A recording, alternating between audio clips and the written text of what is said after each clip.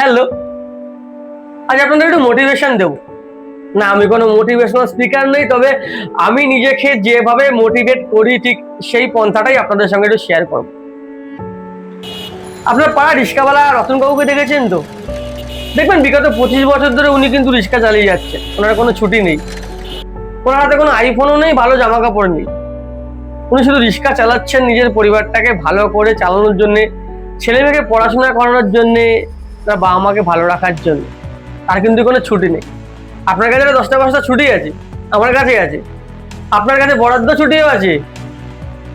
আপনি যদি ছুটি নিতে পারেন, আপনি হয়তো একটা মেট্রো ধরে, একটা বাস ধরে আপনার অফিসে পৌঁছে যাবেন, একটু কম্পিউটার ঠুকবেন, একটু পেন চালাবেন, মাসের শেষে আপনার মায়নাটা হয়তো চলে আসবে। হয়তো কষ্ট হয়, সব সব কাজেই কষ্ট আছে, কিন্তু সেই কাজটা করার জন্য আমরা কোথাও মোটিভেশন পাই না।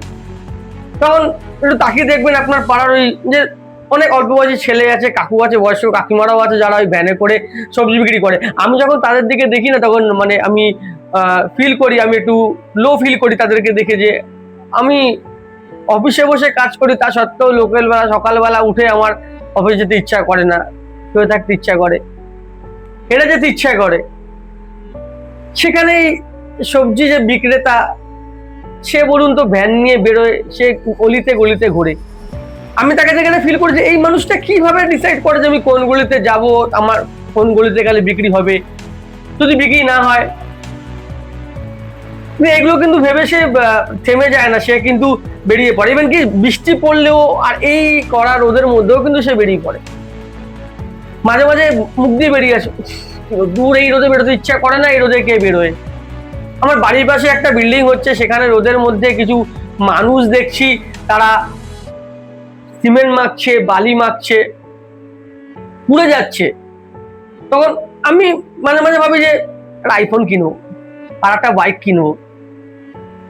তো এইগুলো আমার লাইফের ইচ্ছে, আমার মতো আরো আপনাদের 5 জনের এটা ইচ্ছে।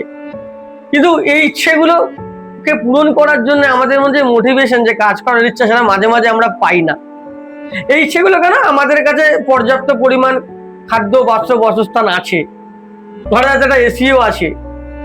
তা আমাদের ইচ্ছেগুলো হচ্ছে গিয়ে লাইফটাকে আরো ল্যাভিশলি লিড করার জন্য। তা সত্ত্বেও আমরা কিন্তু সব সুখ সুযোগ সুবিধা থাকা সত্ত্বেও মোটিভেশন পাই না, ঝিমিয়ে যাই, ঘরে বসে যাই। আর এই মানুষগুলোকে দেখুন তো, এদের কিন্তু সে শখ নেই, এরা শুধু সার্ভাইভ করছে।